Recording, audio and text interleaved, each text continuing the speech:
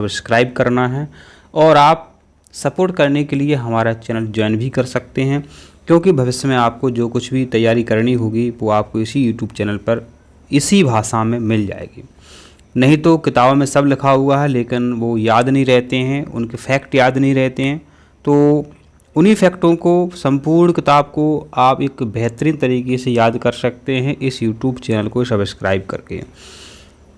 तो देखिए यहाँ पर आपसे पहला प्रश्न उन्होंने क्या पूछा है, गोल्जी उपकरण अनुपस्थित होता है। गोल्जी, तो प्रिय छात्रों इसको गोल्जी भी कहते हैं और गोल्गी भी कहते हैं। उपकरण को हम एपरेटस भी कहते हैं। कभी कभी प्रश्न दे देते हैं कि गोल्गी एपरेटस अनुपस्थित होता है। तो गोल्गी एपरेटस बच्चों नीली हरी शैवाल में अनुपस्थित होता है। गोल्गी उपकरण किस में अनुपस्थित होता है? नीली हरी शैवाल में। आप भूल जाओगे, इसीलिए आप हमारा चैनल सब्सक्राइब करते हो कि सर इतनी बेहतरीन तरीके से बताते हैं। तो बच्चों कुछ ये जो प्रश्न है कुछ इस प्रकार से पूछा जाता है, जब हम नोट्स देते हैं तो उनमें इस प्रकार से आपको मिलेगा कि जिनमें गोल्गी उपकरण नहीं पाया जाता है, जिनमें गोल्गी उपकरण अनुपस्थित होता है। ठीक है, तो देखिए जी का मतलब है मेरे बच्चों जीवाणु, तो जीवाणु में भी गोल्गी उपकरण नहीं होता है। ठीक है, ना से मतलब है नीली हरी शैवाल, जो कि ऑप्शन में इन्होंने दिया है। अब हो सकता है मेरे बच्चों वो आपसे अगले पेपर में जो पेपर आपको मिले उसमें नीली हरी शैवाल ना दे करके वो क्या लिख दें यहाँ, जीवाणु। आप कंफ्यूज हो जाओगे कि सर ने तो बताया था नीली हरी शैवाल, ये जीवाणु कहाँ से आ गया है। तो ट्रिक्स क्या थी, जिन में, या एक गाना और है, जीनू मेरा दिल लुटिया, क्या है, जीनू मेरा दिल लुटिया। तो जीवाणु बच्चों और नील हरित शैवाल में गोल्गी उपकरण, गोल्गी एपरेटस नहीं पाया जाता है।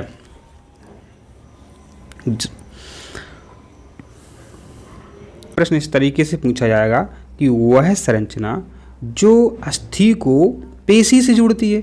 माने जो आपकी अस्थि है तो यहाँ आपका अस्थि हट जाएगा, यहाँ क्या लिख जाएगा, पेशी लिख जाएगा। अस्थि को पेशी से जोड़ने वाली संरचना है मेरे बच्चों टेंडन। अस्थि को पेशी से जोड़ने वाली संरचना है टेंडन, जिसको हिंदी में हम कंडरा भी कहते हैं। क्या कहते हैं? कंडरा। और पेशी को अंग्रेजी में मसल्स कहते हैं। ये भी आपको पता, आप कई बार बोलते रहते हो मसल्स। आप जिम जाओगे तो मसल्स मजबूत हो जाएगी। अब याद करने के लिए क्या कर सकते हो आप, जैसे कि आपने एटीपी का नाम सुना ही होगा। अपने कोशिका की ऊर्जा, अपने कोशिका का रुपया पैसा एटीपी होता है। तो अस्थि को पेशी से जोड़ता टेंडन, अस्थि को पेशी से टेंडन जोड़ता है। तो एटीपी इससे भी आप याद रख सकते हैं। तो बस आप हमारा एक बार वीडियो देखो और ज़िंदगी भर के लिए याद रखो, इससे अच्छी बात क्या है। नहीं तो अब ज़िंदगी भर पढ़ते रहो, क्या मतलब है। अब प्रश्न है आपका कि मगरमच्छ के हृदय में कितने कक्ष होते हैं। तो हृदय से संबंधित बहुत प्रश्न पूछे जाते हैं और ये मगरमच्छ वाला है, पक्षी वाला है, यह प्रश्न तो आना ही है। तो मगरमच्छ के हृदय में 4 कक्ष होते हैं। इसके अलावा ऐसे और कितने जानवर हैं तो उसमें मेरे बच्चों की 4 कक्ष उसमें मिलते हैं। तो जो जानवर हैं उन जानवरों के नाम आप भूल जाते हैं, ठीक है। तो लेकिन हम आपको इतनी बेहतरीन ट्रिक से बताएंगे। जैसे कि बच्चों आपका जानवर एक मोर है, कबूतर, मोर हो गया, कबूतर हो गया, और आपका बंदर हो गया, मोर है, कबूतर है, बंदर है, और आपका ये मगरमच्छ हो गया। ये 4 बहुत इंपॉर्टेंट है, इनसे ही प्रश्न बनता है। तो इन सभी के हृदय में 4 कक्ष होते हैं। याद नहीं रहता, याद कैसे रखोगे? तो इसको ऐसे याद रखो बच्चों, बंदर ने कबूतर पकड़ा मगर मोर ने बचाया। बंदर ने कबूतर पकड़ा मगर मोर ने बचाया। मोर उड़ के आ गई, बचा लिया। बंदर ने कबूतर पकड़ा और मोर ने बचाया। शायद हमने आपको 2 बार वाक्य बोला और आपको याद हो गया है। शायद कभी नहीं भूल पाओगे कि इनमें 4 कक्ष होते हैं, हृदय में 4 कक्ष होते हैं। क्या ट्रिक्स थी अपनी? बंदर ने कबूतर पकड़ा, पुनः एक बार और देख लेते हैं। बंदर ने क्या किया? कबूतर को पकड़ा, मगर मोर भाई साहब ने बचा लिया। मोर भाई साहब ने बचा लिया, इनको धन्यवाद है। अब आपके सामने प्रश्न है, कौन सत्य मछली नहीं है? तो आपके सामने जो ऑप्शन दिए हैं, तो निम्न में कौन सत्य मछली नहीं है? तो सिल्वर फिश जो है आपकी सत्य मछली नहीं है। इसमें फिश नाम भले ही जुड़ा हुआ है, लेकिन यह सत्य मछली नहीं है, सिल्वर फिश। कभी कभी प्रश्न ऐसा आता है कि सत्य मछली है, तो आपको याद कर लेना है फ्लाई फिश का नाम, ग्रे फिश का नाम, व्हेल का नाम। इसके अलावा 2 और मछलियां हैं, वो भी पेपर में आती रहती हैं। उनका नाम है आपका डॉग फिश, यह भी आपकी सत्य मछली है, डॉग फिश। इसके अलावा समुद्री घोड़ा, ये भी कई बार पेपर में प्रश्न आता है कि समुद्री घोड़ा क्या है? तो समुद्री घोड़ा एक क्या है? सत्य मछली है। तो हमने आपको 5 सत्य मछलियों के नाम बता दिए हैं, तो इनको आप अच्छे से याद कर लें। बहुत ही इंपॉर्टेंट प्रश्न है आपका यह। नर मच्छर मलेरिया परजीवी का वाहक नहीं होता। तो मलेरिया जो परजीवी है, इसको हम प्लाज्मोडियम के नाम से जानते हैं। तो प्लाज्मोडियम का वाहक कौन है? मादा मच्छर है। प्लाज्मोडियम का वाहक कौन है? मादा मच्छर है, ठीक है।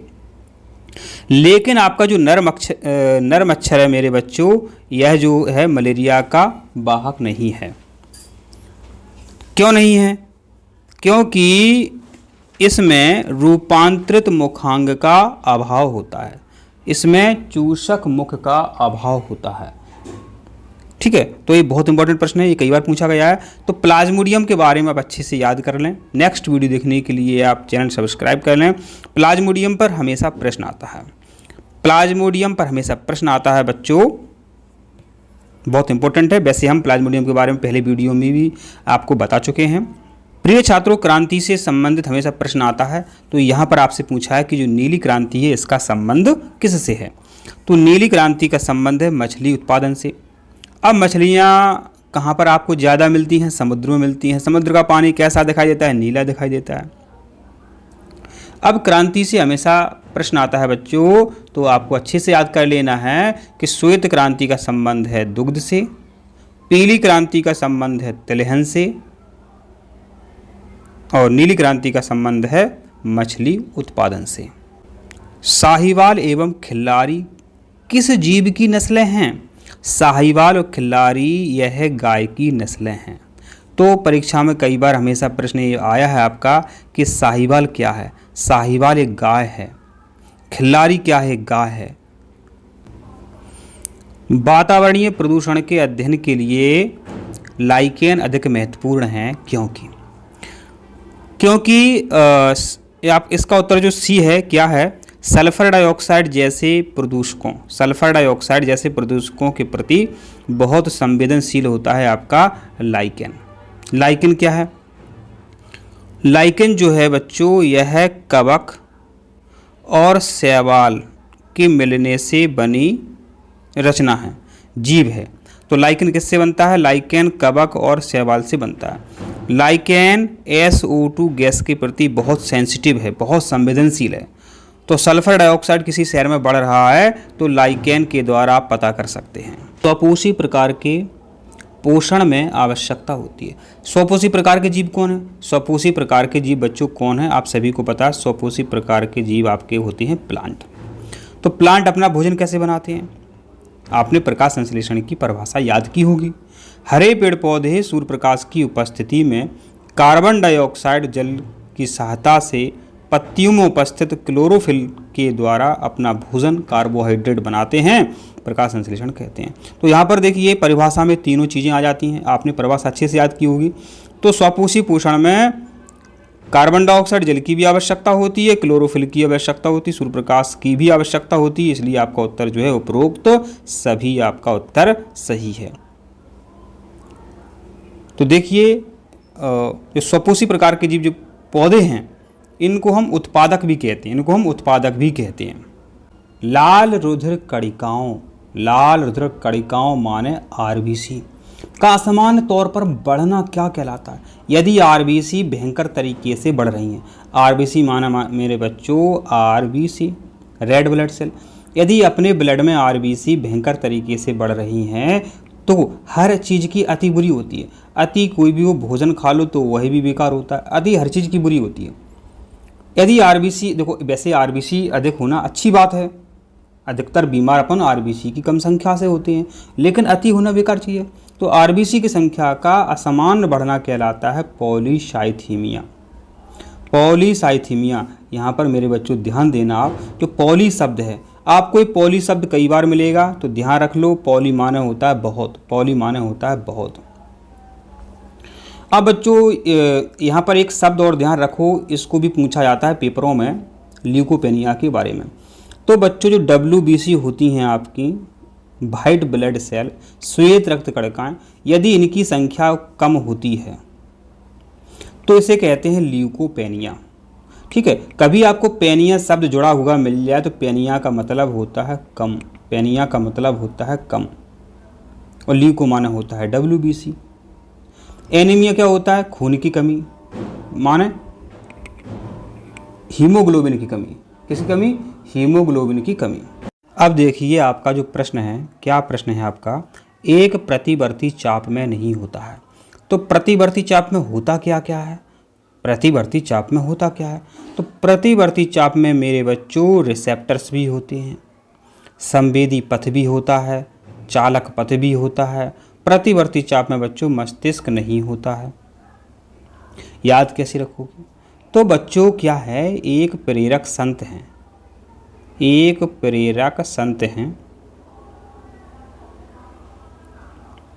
जो क्या हैं अभी घर पर हैं। क्या कहाँ गए? यह अभी ग्रह चले गए, जो अभी घर पर हैं, ग्रह चले गए। एक प्रेरक संत हैं जो अभी घर पर हैं या घर चले गए, घर को ग्रह भी कहते हैं। तो बच्चों यहाँ पर ध्यान रखो, प्रेरक का मतलब क्या हो जाएगा मेरे बच्चों? तो यहाँ पर देखिए प्रेरक तंत्रिका हो जाएगी आप, तो एक आपकी सा का मतलब है संवेदी, ता का मतलब है तंत्रिका। तो संवेदी तंत्रिका और तंत्रिका।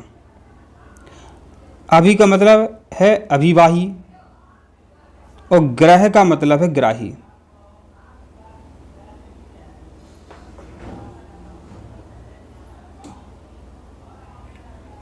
प्रेरक तंत्रिका।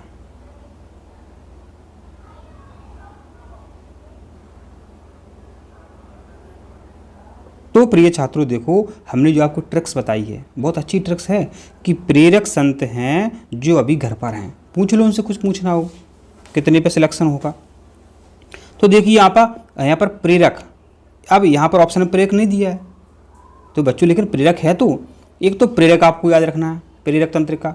संत से आपको याद रखना है, सा से याद रखना है बच्चों संवेदी पथ, सा से याद रखना है बच्चों संवेदी पथ, ता से याद रखना है तंत्रिका, और तंत्रिका भी ये प्रतिवर्ती चाप में आता है। तो संवेदी पथ और तंत्रिका याद रखना है।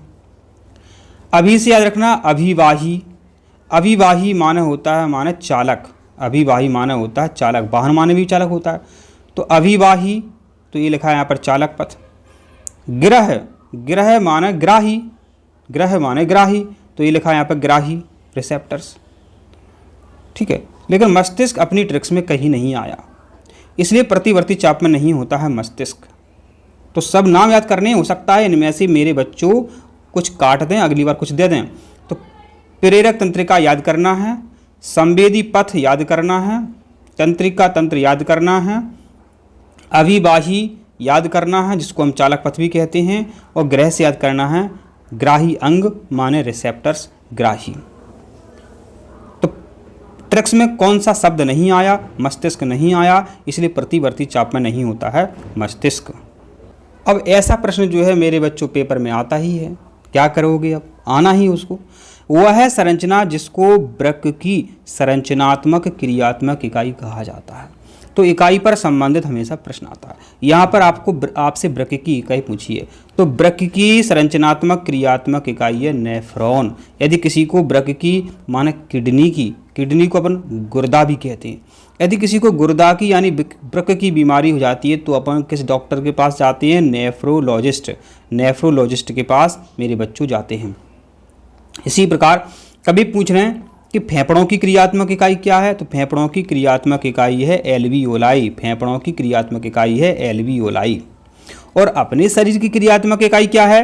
अपने शरीर की क्रियात्मक इकाई क्या है मेरे बच्चों? तो अपने शरीर की क्रियात्मक इकाई है आपकी सेल, ठीक है। और फेफड़ों की क्रियात्मक इकाई है एल्वियोलाई।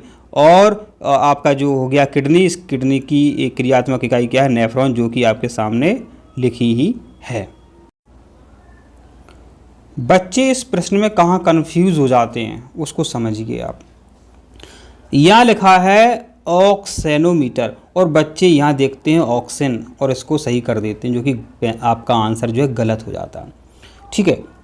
तो जो आपका ऑक्सेनोमीटर है मेरे बच्चों, इसका उपयोग कहाँ पे होता है? इसका उपयोग होता है पौधों की वृद्धि ज्ञात करने हेतु। ऑक्सेनोमीटर का उपयोग होता है पौधों की वृद्धि ज्ञात करने हेतु। है कि उदरीय वृषण किसमें पाए जाते हैं? तो बच्चों उदरीय वृषण का मतलब है बच्चों पेट के अंदर ही वृषण किस जंतु में पाए जाते हैं? तो इसमें आपका आंसर है हाथी। हाथी में उदरीय वृषण पाए जाते हैं। इसके अलावा और कौन से जंतु हैं जिनमें उदरीय वृषण देखने को मिलते हैं? हाथी में मिलते हैं, बेहेल में मिलते हैं और चमगादड़ में मिलते हैं। तो कैसे याद रखोगे? जो चमगादड़ होते हैं बच्चों, ये बहुत खतरनाक जीव है। तो अपन ने कहा कि वहाँ घूमने मत जाओ, वहाँ घूमने मत जाओ मेरे बच्चों, वहाँ चमगादड़ बहुत हैं, वहाँ चमगादड़ बहुत हैं। किला में बहुत होती चमगादड़, किले के अंदर बहुत होती चमगादड़। तो उधर में माने उधर के अंदर वृषण पाए जाते हैं, किस में? अपने के किले के अंदर चमगादड़ होते हैं। तो वहाँ चमगादड़ हैं, नहीं जाओ। तो कैसे रखोगे? वहाँ हा से हाथी, बा से बेहेल और चमगादड़। वहाँ चमगादड़, बा से बेहेल, हा से हाथी और चा से चमगादड़, इनमें उदरीय वृषण पाए जाते हैं। मनुष्य में मादा संतति होगी यदि जाइगोट में 23वां जोड़ा गुणसूत्र होगा। तो जो जाइगोट है मेरे बच्चों, इसमें 23वां जोड़ा गुणसूत्र कौन सा होगा कि बच्चा जो है मादा हो, माने लड़की माने संतान जो हो लड़की हो। तो 23, अब लड़की देखो क्या है, लड़का नहीं, लड़का की बात करें तो XY होता है, लड़की की बात करें तो XX होता है। तो यहाँ पर जो आपका आंसर सही होने वाला है वो है आपका C ऑप्शन XX। यदि लड़का लिखा होता तब आपका ऑप्शन बच्चों क्या रहता है? आपका XY रहता है, यदि लड़का होता तो। नहीं तो आपका उत्तर क्या सही है? XX। तो आपका प्रश्न ये बहुत इंपॉर्टेंट है। एक विषमयुग्मजी लंबे पौधे का संकरण समयुग्मजी बौने पौधे से कराया जाता है, तो बौनी संतति का अनुपात क्या होगा? तो इसका उत्तर है आपका 50%। माने प्रश्न आपसे कुछ इस तरीके का पूछा गया है, इस तरीके का प्रश्न आपसे पूछा गया है मेरे बच्चों कि कैपिटल T और प्लस स्मॉल t का संकरण कराया गया। तो जो बौने पौधे जो संतति माने बौने पौधों की जो संतति बनेगी उनका अनुपात कितना होगा? तो वो होगा 50%। प्रश्न है कार्बनिक भिन्नता का परम स्रोत क्या है? तो कार्बनिक भिन्नता का परम स्रोत है आपका उत्परिवर्तन। कार्बनिक भिन्नता का परम स्रोत है उत्परिवर्तन। प्रिय छात्रों, इतने सरल प्रश्न क्यों पूछते हैं? अब देखिए प्रश्न लिखा हुआ है कि वह अंग जिसकी उत्पत्ति संरचना समान हो। उत्पत्ति संरचना, उत्पत्ति मान है जन्म, उत्पत्ति मान है जन्म। अब जन्म देखिए ऑप्शन में कहाँ लिखा हुआ, ये लिखा हुआ है जन्म, ये लिखा हुआ है जन्म। तो देखिए यहाँ पर, तो वह अंग जिनकी उत्पत्ति एवं संरचना समान होती है कहलाते हैं समजात अंग। शम माने होता है मेरे बच्चों समान, तो यहाँ लिखा हुआ है समान। उत्पत्ति में संरचना में, उत्पत्ति माने होता है जा माने जन्म, तो समजात अंग होते हैं। ये बहुत इंपॉर्टेंट है। एक साल वो समवृत्ति पूछते हैं, एक साल समजात पूछते हैं। वृत्ति में क्या लिखा रहेगा मेरे बच्चों, वृत्ति में लिखा रहेगा कार्य। जब समान कार्य हों, जब समान कार्य हों लेकिन उत्पत्ति संरचना अलग अलग हो तो समवृत्ति। समजात माने जन्म समान, समवृत्ति वृत्ति माने कार्य, समान कार्य हो तो समवृत्ति, जिसको हम एनालोगस अंग भी कहते हैं।